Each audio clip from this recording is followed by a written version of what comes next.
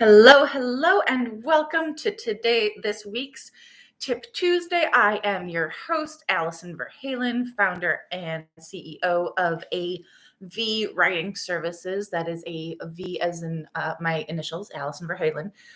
So today we are talking about the state of SEO. First of all, happy Halloween if you're watching this on the day it goes live. Otherwise, happy Halloween anyway. I like to keep Halloween live all year long because it's so much fun. But I'm not talking about Halloween in this video other than a brief wishing you all a happy and safe Halloween. Instead, because it is the very end of October, we have exactly 2 months left in 2023, which means it is that time of year to look back on the year, even though it's not over yet, and take stock of what happened and what we can learn from what happened and how we can use that going forward into 2024. So today's video is focusing on the state of SEO. So I'm going to pull up some numbers, not right away, but throughout this video. If you are wondering, Allison, where the heck did you get these numbers from? Search Engine Journal interviewed, I can't remember if it was more than 1,000 or like 3,000, like thousands of SEO professionals.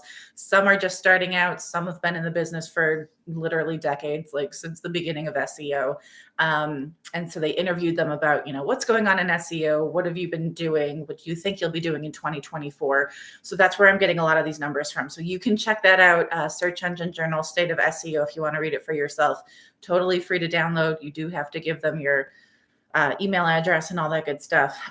But it's really good information. I love Search Engine Journal.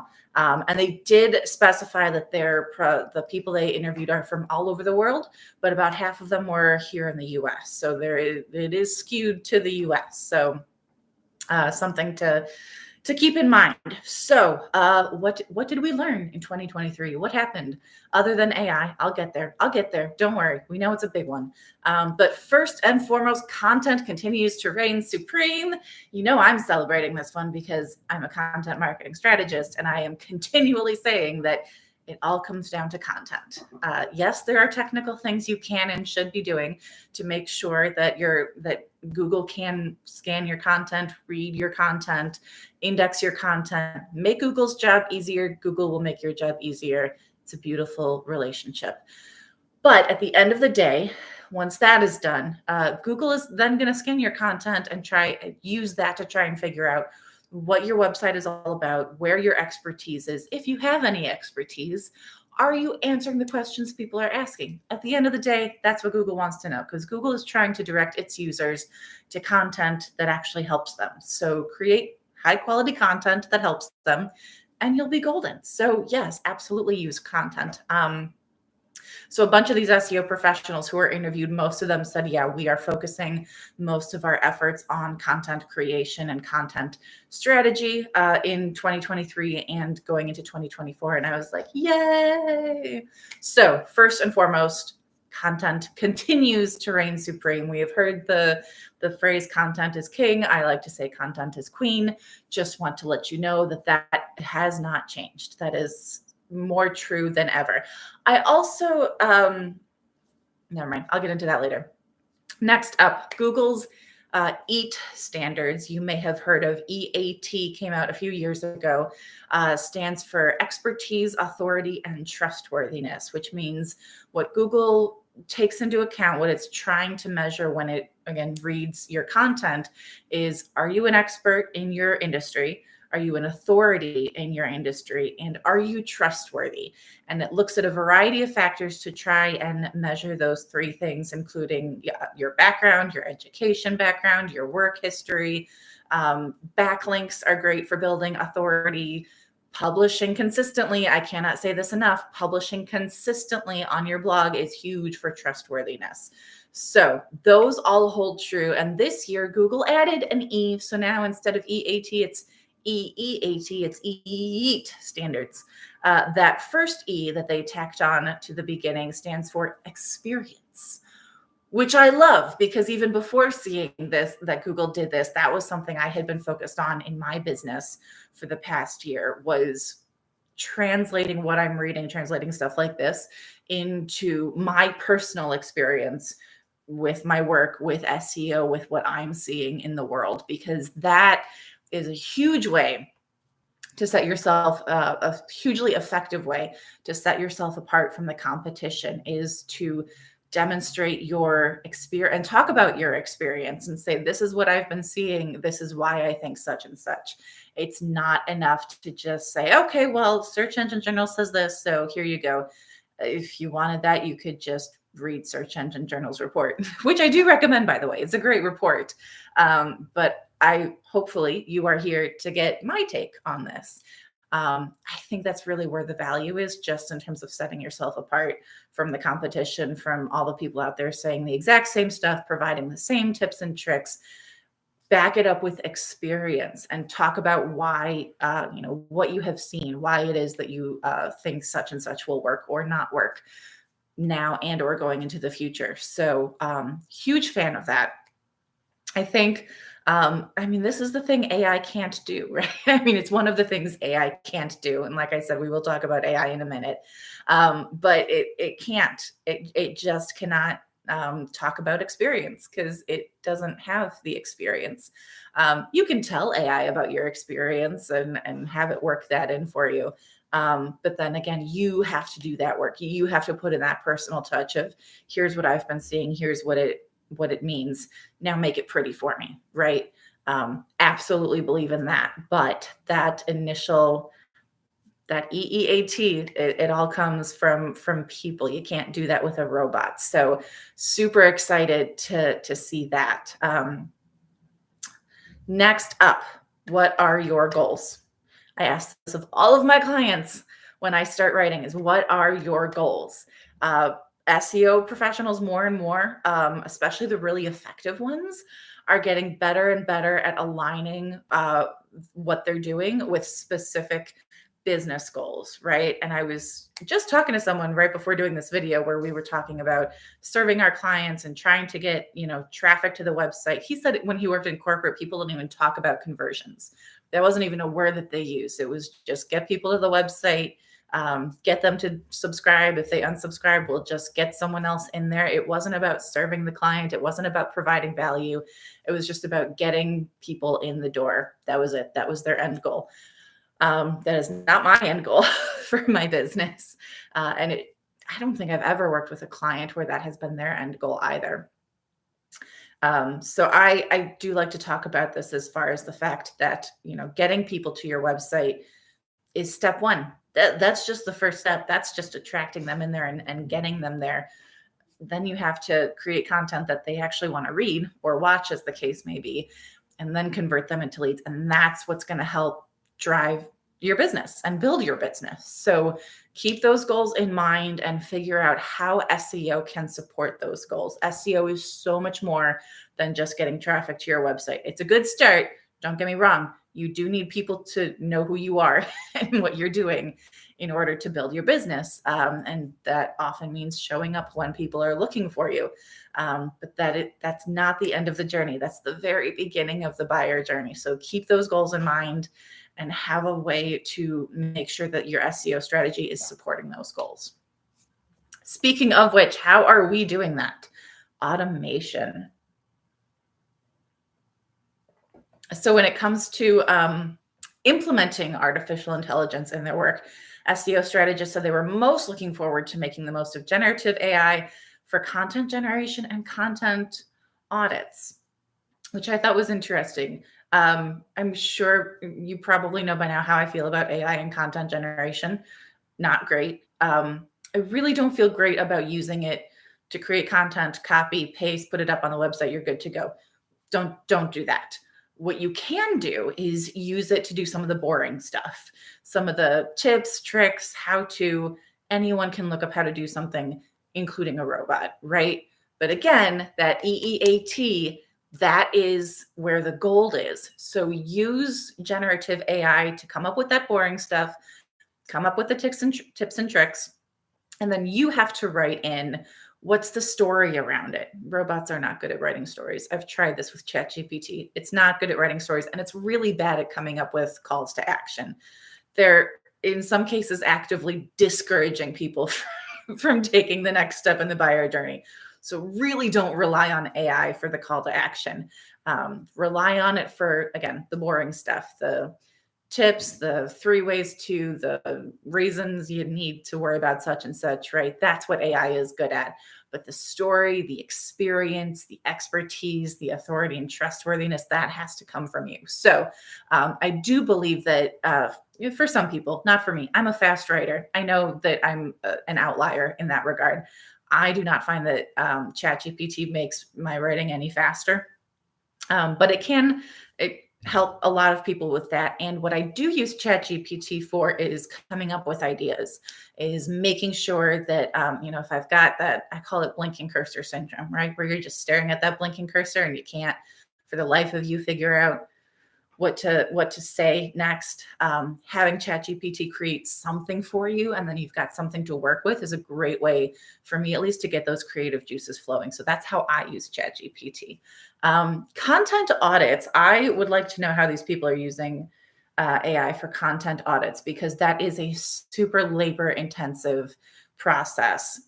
But I don't know if I don't think, at least now, I don't think I trust AI to do that for me, because again, AI doesn't know how to look for those things that demonstrate expertise, experience, authority, and trustworthiness, right?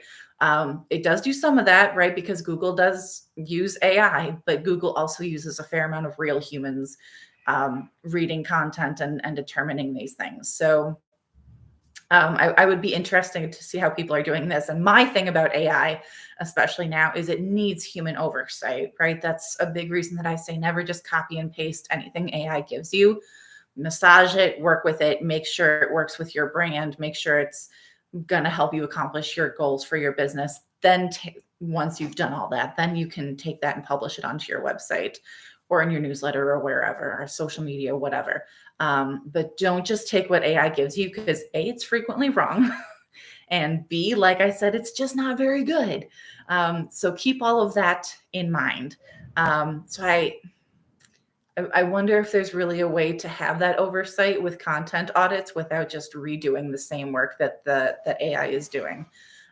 So I'm not sure that I buy that you can really have a shortcut to content audits at the moment, but I will definitely be keeping an eye out for that, because if there is, that would be awesome. Because like I said, that is one of the most labor intensive tasks of SEO, is going through your content and saying, okay, what's working, what's not. Biggest disruption to SEO performance in the next few years will be, surprising no one, AI at the top of the list. There were a bunch of things listed, including Google's new-ish EEAT standards, as well as Google continuing to launch new core algorithm updates, which is not really new. I mean, we have the updates from this past year are new, but the fact that Google is continuing to put up these updates, not so new. They've been doing that for a while. So yeah, like I said, AI tops the list. Like I said, not great at generating content, but it is really good at data analysis. Like I said, coming up with the boring stuff of content generation. It can automate a lot of those tasks for you. A lot of the boring, repetitive tasks of SEO, where you're like, why am I doing this? A robot can do this. Well, now a robot really can do it for you. So if you have ways to optimize, whether it's ChatGPT or some other form of AI, to do those boring, repetitive tasks for you, the stuff that doesn't really require brain power, do it. Absolutely go for it. And we are seeing more and more SEO professionals using AI in that way, which is super exciting. So that's going to be awesome, because then those of us who are in SEO get to spend more of our time doing the parts of SEO that we really like, the interesting, putting together the puzzle kind of SEO work, instead of just entering data and analyzing data. And data is important, don't get me wrong, but there's a lot of, again, mindless, repetitive stuff we have to do with data before we can get to, oh, that's what this means. and then we get to put together the strategy. So having a robot do that boring stuff for you, super helpful.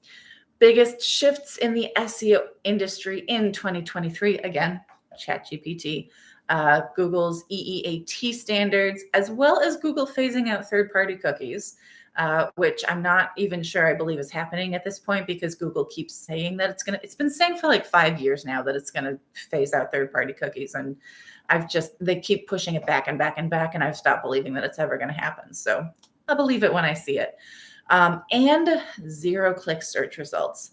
This is a problem to an extent.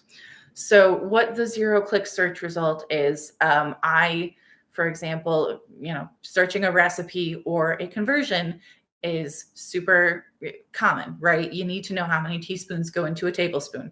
By the way, the answer is 3. But if you're searching that because you're trying to multiply or break down a recipe and you need to know how much of a certain ingredient to use, you can Google how many teaspoons go into a tablespoon, and Google will pull up a snippet from a website and show you right there on Google, this is the answer you're looking for. You go, okay, great, thanks.